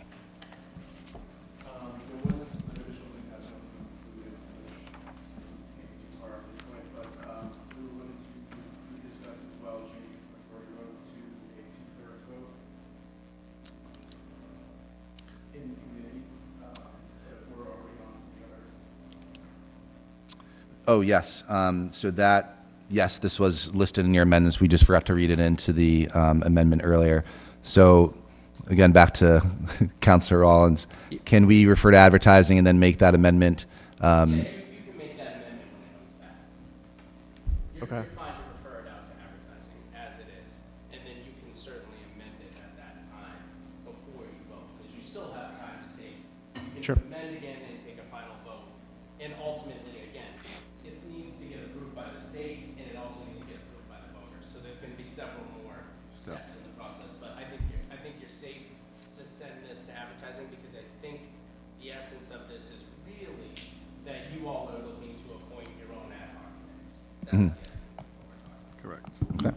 Okay. Any further discussion? Okay, all those in favor of sending to advertising? Aye. Aye. Any opposed? Okay, Which thank is you. exactly the opposite of what we just did earlier. Just for the record. Noted. Okay, next, we have proposed ordinance FY 25-017, proposed amendment to Part 2 of the Administrative Code, Chapter 60, Article 1, Section 1. This is on elections, specifically the timing of elections. Rules and Procedures voted 3-0 to return to the Town Council for further discussion at their meeting, and I'll defer to Councilor McGrath on this one. Thank you, Mr. President. We wanted to look into whether the changes go against the laws of the Commonwealth, and Kennedy, Council Kennedy has looked into it, and he'll respond for our committee. I just want to look into it further to make sure that it was in line. The state has guardrails for voting times, and they change based on whether it's a statewide election or whether it's a local election. Our current code just is basically a copy and paste from the state, but it allows some movement in there. And I know what you're looking to do is codify specific time slots. So what I was able to find actually was that it is within our purview to do that as a town council. If the town clerk, we can supersede the town clerk essentially in doing it. So it seems like it's all set. Great. So what I'll look for now is a motion for approval, to send to advertising. Could I and add then one? further discussion. Could I add one thing? Well, let's get the motion for consideration. Sure. Thank you, Councilor Stiggles, and second by Councilor Perry, and discussion. Okay. I think the town clerk is currently trying to do some accounting with the upcoming election to see what it's like if the hours would be shortened. So keeping track of it and seeing what it really is to have the earlier voting and the later voting, and not just the middle. And she has asked that we not do anything until we can see that calculation and use that as something to judge by. Noted. Any further discussion or comments from councilors? Yeah, I would just say to second that, I also had a chance to talk to, sorry, my computer's dying, so my back is to you. I had a chance to talk to our town clerk as well, too. She shared that with me as well, too.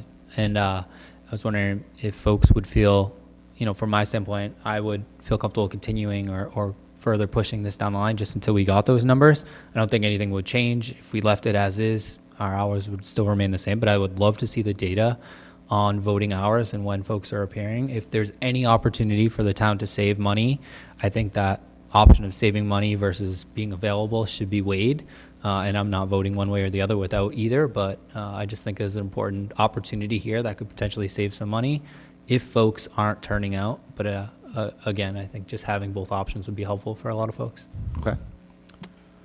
I would also like to echo some of that. I think the town clerk is an elected official in town, and if they're the ones running the elections and it's through their department, the voters can also decide through voting whether or not they agree with the town clerk. It's an interesting position, just as they can disagree or agree with any of us here. So she is an elected official. That position is an elected position. And I would also like to see data so we kind of understand what we're voting on. Right now, they don't have any data. Through discussions with the town clerk, the way the mornings usually run, because they're slow, is they run the mail-in votes in the morning. So the data would be skewed if they had any right now, so they're going to have to find a way to count that. I'd like to see something. I understand they want to have it uniform with state elections, but I would just like to see the data before I put a vote on it. And just so the public knows, any vote on this does not affect the override vote. This would be past that. That override vote is already put in. Good clarification. Councilor Ellimer, did you have a comment? Just a comment that I think that in general we should be very conservative about limiting hours at the voting polls, and just because that could be potentially disenfranchisement of voters. And so yes, we all look for ways to save money, but I don't think that that is an appropriate one. Merely a comment. Noted. Councilor Perry. Thank you. Through you to actually our town secretary. If we send this to advertising, do we have a specific amount of time that we would have to act on it after it's sent to advertising as far as the council goes, or do we have? You can refer it to advertising. I could put it on hold until you decide to put it on another agenda. Oh, right, so we don't have to bring it obviously right to the I next don't have to put it on agenda. the next one. I could put it on August. I could put it on September. Exactly. It So would we, just sit in a, and that's what I thought. So we could refer to advertising, but we Refer, can and bring then it we can back just- once more data Yeah. was brought forward and we could review at that time. And the earliest it would come back anyway would be in July, yes, Okay, which is July after the 15th. override vote. yep. Okay. Any further discussion? I have one. Yes. So I've heard from a couple residents, and I explained to them about their data, and they said as long as one person shows up, we should keep the hours the same. In their opinion, voting is the voices of the residents, and it should be opened the hours, because we never know who, and people do work on Saturdays. Any further discussion or comments from councilors? Per the voting laws in the state does limit them, so we wouldn't be able to do, say, something very small, like a couple of hours during the day. They're required to stay open until 8 p.m., and really what it can be altered is the morning hours, and they can go up until noon. I believe ours currently is 10 o'clock, which is what the clerk was looking to do moving forward from my discussion with her. So just so there are limits to even what we can do based on state law, just so we have that. Thank you. Yeah, so my comments here, and yeah, I think as it's written right now, it could be as late as 10 p.m., but just so we don't confuse anybody at home, the override vote does begin at 7 a.m. But how the code is written, it could begin as late as 10 a.m. And I share this similar sentiments to my counselors here. I wouldn't want to suppress the vote of any individual. So while I love to save money whenever possible, that is not an area of which I'm interested in saving money, especially if we have a counselor that's running a write-in campaign. I would like to give anybody that's willing to run for public office the opportunity to have their supporters come out at any time of the day. So this is one of the reasons why I put forward this ordinance. So with all that being said, that's all the only comments that I have. So do I have a vote to, or rather, looking for approval to send this to advertising? Should we do a roll call vote on this one? Sure. Mr. Kennedy? Yes. Ms. Ellenberg? Yes. Ms. Striggles? Yes. Ms. McGrath? Yes. Mr. Loretti? Yes. Dr. Perry? Yes. Mr. Murphy? Yes. Ms. Hunt? Yes. And Mr. Lindy? Yes. 9 in favor, 0 opposed. Okay, thank you. Okay, moving on, proposed zoning ordinance FY 25-018, zoning map amendment. So what we're looking to do just here tonight is to change the sponsor of the ordinance. This was sponsored by Councilor Fred Chase. So I'm looking for a motion to change the sponsor to Councilor Perry. I'll make that motion. Thank you. Seconded. And second by Councilor Striggles. Any further discussion? Yes. Just again, on behalf of Mr. Chase's work, I was involved on it, and it's already been reviewed by Planning Board, so I'm happy to put my name on this in his place. Thank you. Any further discussion? Okay, seeing none. All those in favor? Aye. Any opposed? Okay, motion carries. Next, ordinance FY 25-019, adoption of Clause 22I of the Massachusetts General Law HERO Act. Rules and Procedures had this before them at their May 27th meeting, and I'll defer to Councilor McGrath for her comments. We voted 3-0 to approve. Great, thank you. So all that I'm looking to do here today is to refer to Budget and Finance and the Finance Committee to have them take a look at Clause 22I. Budget and Finance looked at 22J today. We would like to look at those in concert along with other tax exemptions for not only veterans but also senior citizens and anybody that would be eligible for those property tax exemptions. So we would do that as a collaborative effort. So with all that being said, do I have a motion to refer to Budget and Finance Finance Committee? So moved. Second. Thank you. And any further discussion? I just have a comment. We had a great presentation this evening from Mr. Pitta, who offered to come in and talk about 22J. I would just like to say thank you for that service, and I would love to have you at further meetings if possible, if available, whether in person or by phone, because I found that incredibly helpful today. And it was very nice of him to give up his own time to be there. And so just wanted to give a shout out and also welcome him on future engagements if possible. Yeah, I'll second that. He was fantastic. He provided a lot of information. So I'd love to bring Mr. Pitta back to present perhaps to the full council if that's something that we're all interested in. And he'll definitely be back to discuss that with us at Budget and Finance for sure. Do we have any further discussion or comment? One more final comment. Councilor Chase is also listed on here. We should probably make an amendment to, do we need to change that? Does it matter because the other two are on there? Can he stay on there? Should remove him. It doesn't practically matter if the other sponsors are here, but I think it's just good course to remove him. Because we have a motion on the table to refer, should we leave it as is and then amend later on? Yeah, you're fine doing that either way. So long as one of the other two sponsors are present, you're fine. Okay, great. Yeah. Any further discussion on referring? Seeing none, all those in favor? Aye. Aye. Any opposed? Okay, motion carries. Okay, last one on legislation for action. We have a resolution FY 25-013, resolution support for the FY 2026 annual budget. This measure was not referred to committee and 14 days have elapsed, and then therefore we can consider this resolution.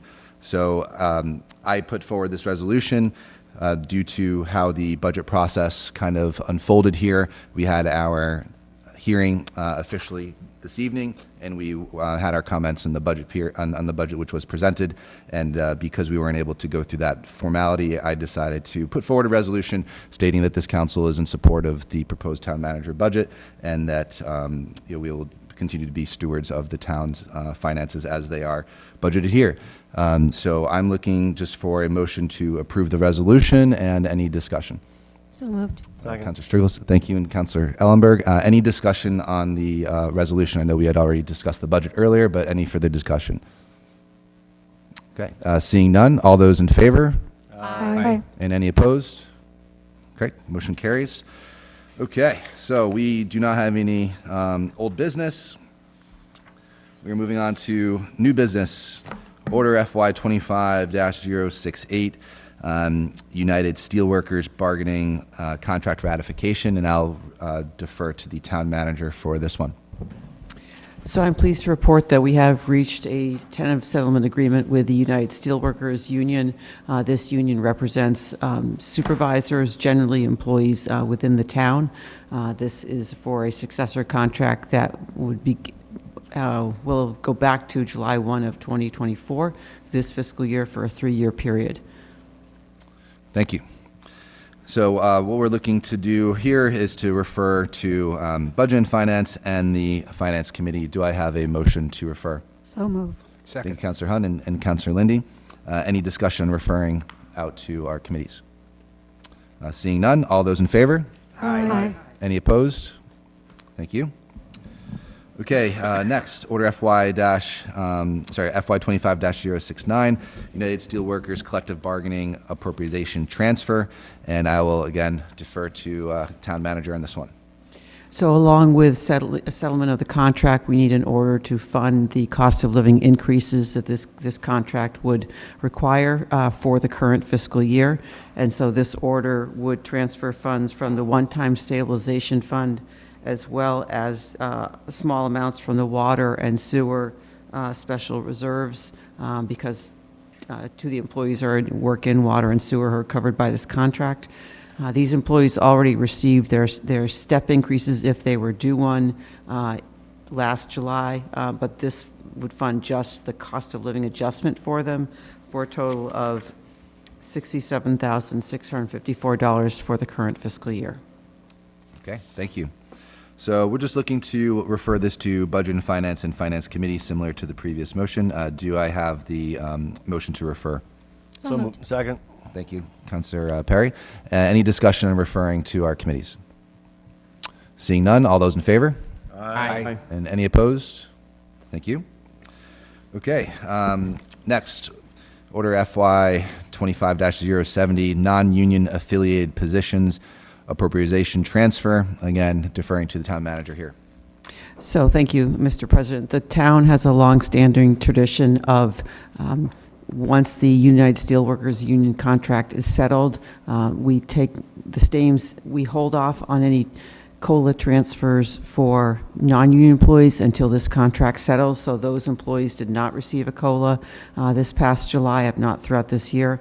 And so this order would fund COLAs for those employees in a total of $38,279 for the current fiscal year.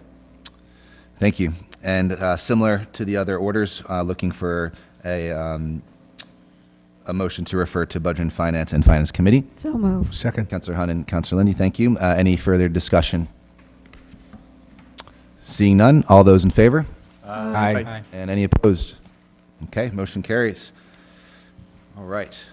So that is all that we have for new business. We're now going to move on to our citizen comment period.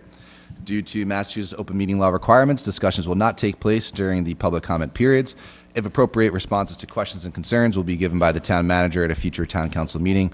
Anyone may come up at this time, state their name and address for the record, and comment for up to 3 minutes. I'll wave at you about 30 seconds that you have left.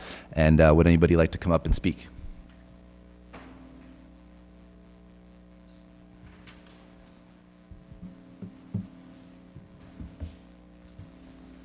Carlton Hunt, Austin Street. I need to make a correction to one of the votes tonight. The Energy Committee is not a commission. Your agenda had it as a commission.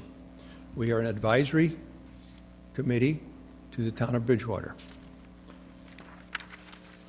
I want to thank you for reappointing me to these committees. I've been involved with them for a couple decades. I want to remind the council that the admin code has some requirements for both the Energy Committee, the Community Preservation Committee, the Town Clerk, and the Library Board of Trustees to come before this board annually. That has not happened for the Energy Committee for 2 years, for the CPC for 3 years. So I would request that we put on your agenda stat. I also suggest that you review your rules, because it says in your rules that if I ask a question tonight of you, you are to respond if you know the answer or put it on the next agenda. So the questions I want to ask you tonight is, how many of you have studied the charter? How many of you have studied the admin code? And number 3, how many of you have studied the rules and protocols for the town council? Because it's very clear that some of you are a little confused about some things, and I'd like you guys to get really on top of this. Thank you. Thank you. Would anyone else like to come up and speak?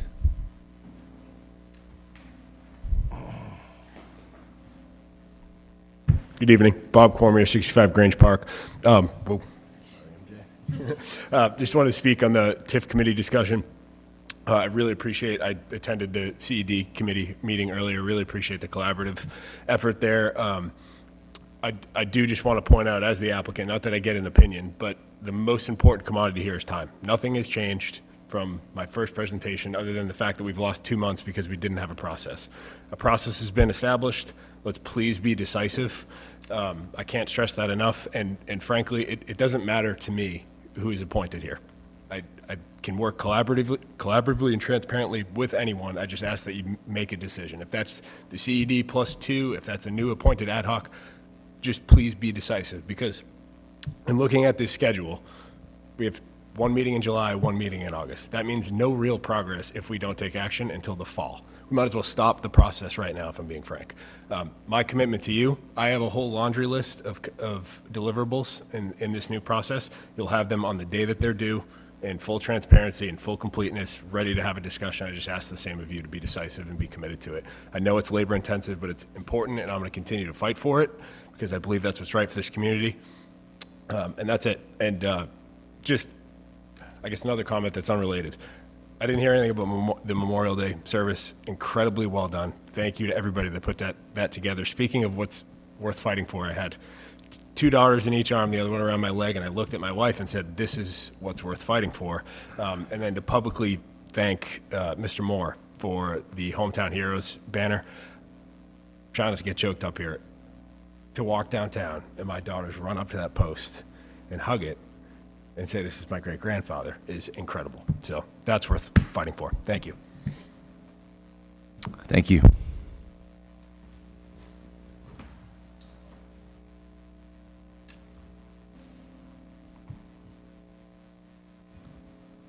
My name is Mike Flaherty, 468 Forest Street.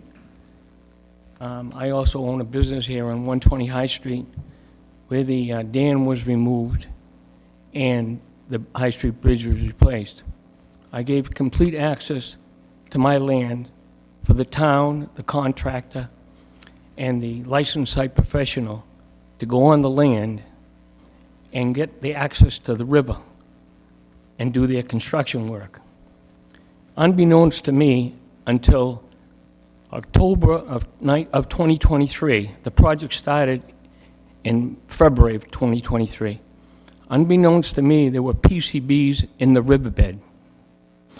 And in a very unprofessional way, the contractor, with the direction of the town and the town manager, who met every 2 weeks at progress meetings, went in with an excavator. They divided the river in half.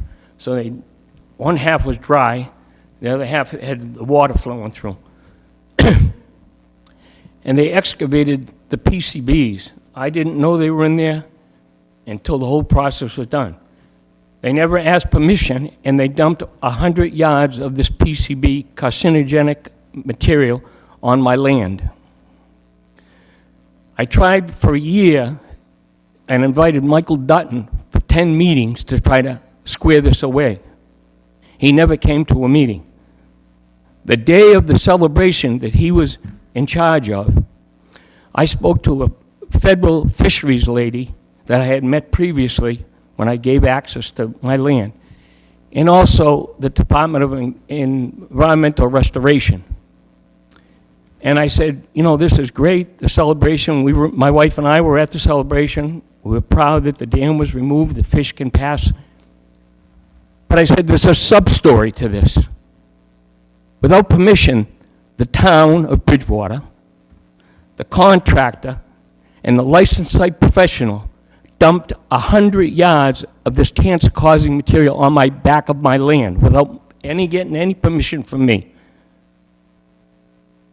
I've been wronged by the town. I love the town. But the lies that came from that office and not coming to meetings for 10 meetings have infuriated me. They've cost me financial, because the town paid for 100 yards of this material to be excavated and incinerated in Emile, Alabama. That's how caustic it was. And he wouldn't make a meeting, wouldn't come to a meeting. So finally, at the end of the celebration, the two people from the federal government went up to him and said, is this true that there's a sub-story here? And he came over to me. Now, I've been on the Recreation Commission for 20 years. I do a lot of projects with Charlie Simons years ago, and I love doing everything for kids. I just finished with another guy, Stefano D'Amelia, putting new goalposts out at the youth football. We dug the holes with my truck. I paid for the fuel. We lined up the field goal post. I just welded 3 new scoreboards in my shop for Little League and Babe Ruth. So I love the town. I love doing things for the recreation and for the kids. But this town is not the same. It's getting so that people are mishandled, and I've been mishandled tremendously. I would like to invite every one of you to come down to my shop. I'll give you my phone number, 508-328-4152, and get the truths behind what took place. I finally, after a year of trying to mediate with that corner office and getting all the paperwork in order. And this attorney wrote to my attorney, no, we're not mediating. Mr. Flaherty, I don't want to be rude, but would you mind wrapping up your comments? What? I don't mean to cut you off, but would you mind wrapping up your comments? You're a little bit beyond the 3 minutes, and I really appreciate your story, and I do need to get back to your email as well, but would you mind just wrapping up your comments in the next minute or so? Thank you. Where was I? But I would like to get the truth out, and I would like to invite any of you people to come out. Now, you can decide on your own if I'm truthful or not, but I have a lot of progress reports, paperwork that I've got through the Freedom of Information Act. And the town manager knew in March of 2023 that this problem was in existence. He told my wife he knew nothing about it in June of 2023. So there's been some miscalculations here, and I just would like to invite anyone, you can see if I'm telling the truth or not. There's supposed to be riprap put on that. There's supposed to be soil that was supposed to be covered over. The town employees are not doing their job the way they've left that, and I'd like to have you come down and see it. I used to love this town, but I've been mistreated. Thank you very much. Thank you. Any further comments from citizens? Okay, thank you very much. I will now move on to council comments. I'll start with my left, Councilor Lindy. In light of what we heard tonight from the 4th of July committee, I just want to really put in a pitch. I've done it 3 times. Go to Barrett's, have dinner. It's 20% of the bill, goes right to the 4th of July committee. Donate yourself, buy a T-shirt. Got 2 T-shirts, probably get a third, but they need our help. And I hope that we can address this better next year and run it through budget and finance and have the town contribute to this too. Because I've only been here for 6 years, but I can't see what it would be like if we didn't have that happen and all the volunteer work that's gone into it. So that's all I have. Thank you. Councilor Hunt. Yes, I agree with all that Mark said. And Mr. Flaherty, I'm very sorry. We live close to where your property is. I understand what's happened, and I'm terribly sorry, and if we can do anything about it, we will try. I know Mr. Flaherty, when we built Music Alley, showed up, drilled the hole for us, and put up the Music Alley, the beautiful Music Alley. Yeah, Charlie too. So I'm very, very sorry that that's happened to you. I hope we can do something to help it. Thanks. Thank you. Councilor Murphy. Yeah, I just want to echo the statement about the 4th of July committee. I think they have done incredible work. They've done incredible work for a long time. It's saddened to hear that fundraising is down as much as it is, but not surprised by that given the current economy. So employ folks to give as much as possible, if possible. I also wanted to just mention that I had the privilege today to go to the State House once again and testify with Councilor Striggles, who I'm sure will also touch upon this. Tonight was in light of Chapter 71, school transportation, employing the state to give 100% reimbursement for school transportation. Said it a million times, if we're going to ask citizens of this town to contribute more, we should also be doing the same for the state. And so continuing to fight that battle and hoping that made somewhat of a difference. Also, thank you to our veterans agent, Greg Martin, for Memorial Day celebrations. I wasn't able to attend for the celebration itself, but I've heard incredible things and feedback from citizens. I also was able to see the pictures that were posted online. It looked like a great event, as it has been in years past. And so just thank you for that. And then finally, had the chance to speak yesterday at the flag raising at the Bridgewater Public Library. It was a great event. Thank you to Bridgewater BCCR for their work and commitment to that, and looking forward to attending the Juneteenth event later this month. Thank you. Councilor Perry. Thank you. And again, similar to the other councilors, just to echo the sentiments of all the work Keith and Lisa have been doing and the rest of the committee for the 4th of July for the past 20 years. I was president way back at the turn of the millennium of the committee for a couple of years, and the reward of putting on the event back then was the picking up of the trash the next day. So again, it's a lot of work. So I certainly recommend those attending to please come on out and help that next day to help pick up the trash to get those fields cleaned up for the kids if they are playing baseball that day. But again, please contribute to the 4th of July if you can. Going back to when I was president, it's all been donation, it's all been fundraising, and our budget back then was only about $20,000, so it's certainly grown over the past 25 years. It's not a cheap event to put on, so whatever you can give, and then the other thing we used to do is collect donations at the event itself, so maybe that's something else that they can do. I also want to thank all those that were appointed and reappointed this evening. I thank you for your volunteerism and stepping up, and we appreciate your service to do that. But also to mention the Memorial Day services. They were fantastic. We had a great day of weather.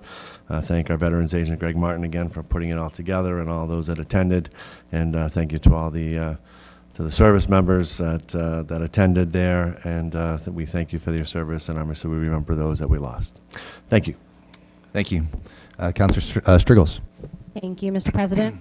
So, as always, I want to thank everyone who attended our meeting tonight. It doesn't go unnoticed, and we always appreciate you being here. So thank you for staying engaged and keeping town business and town operations top of mind. I stand by my commitment to roll my brick donation to be added to the donation I already made to the 4th of July. So Keith and Lisa, I will reach out to you separately. I appreciate all that you do, and the town is lucky to have dedicated volunteers, a mighty 7 that make our town shine on the 4th of July. And I would hate for this to be one of the last years that we have it simply because of finances. So I fully commit to that.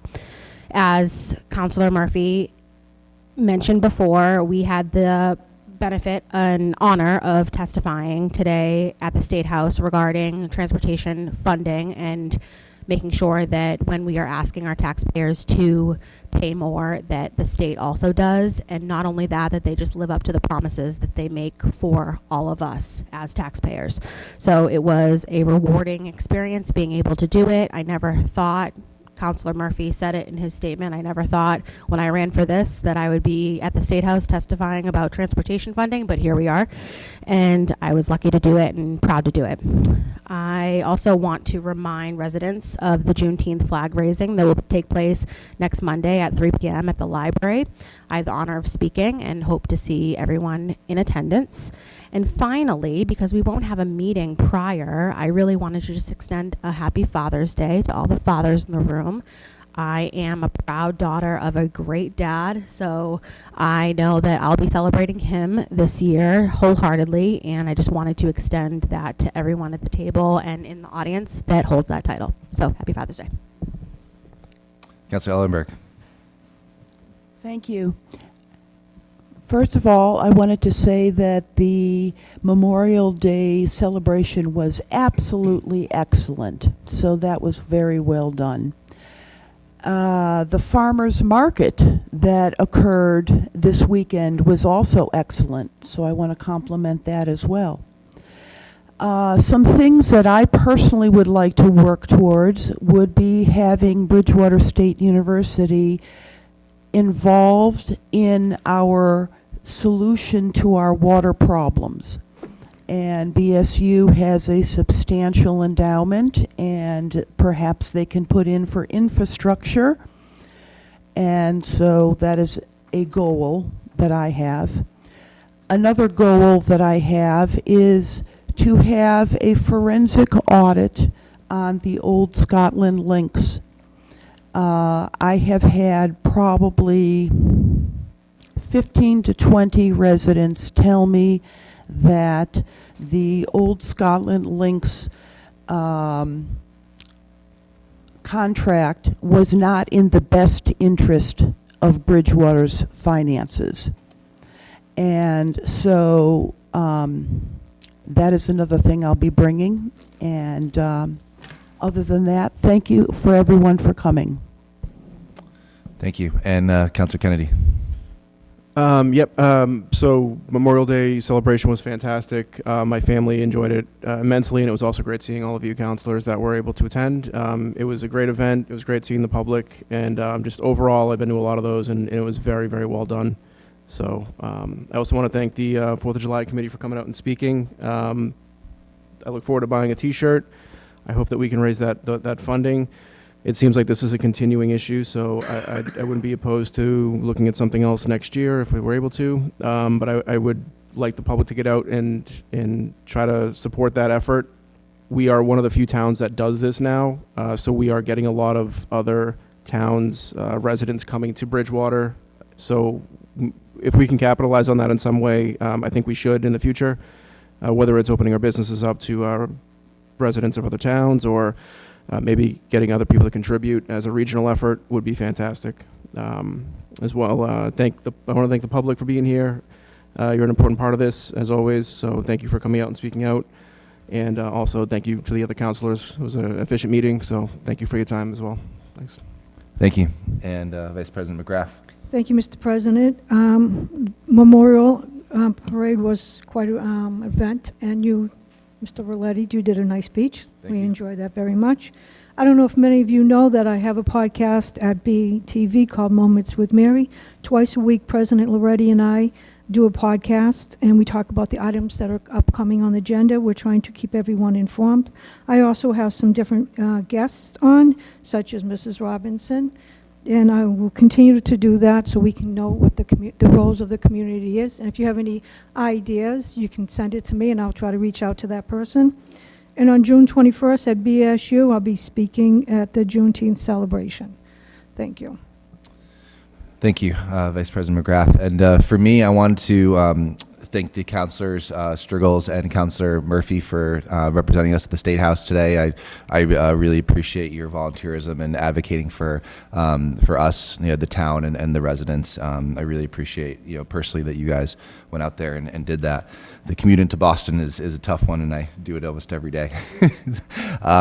For my next thank yous go to our committees and their chairs. I know that everybody met within the last week, and I appreciate the work that you all are doing. So thank you to our committees for their involvement. I look forward to continue to work with them. And just to echo some other sentiments from our counselors, the Farmers Market was a great event, and you really want to recognize Alice Serta and the Fire for Effect team for putting that on. It was very successful. Their next one, if assuming the website is correct, is June 28th. Saturday, June 28th, and then there is one in July, July 26th, and then we're looking into September and October. So these are going to be going on throughout the summer and into the fall. Spring, summer, fall is a very exciting time here in Bridgewater, and one of the first things that my wife and I recognized was the 4th of July celebration, and I hope to continue to see that here in the town, and to see these farmers markets and to participate in events such as Memorial Day. And thank you to Greg Martin for putting on an incredible event. It was really nice to march with my new family and to have the honor of speaking. We had a really nice time, just remembering all those who sacrificed for us.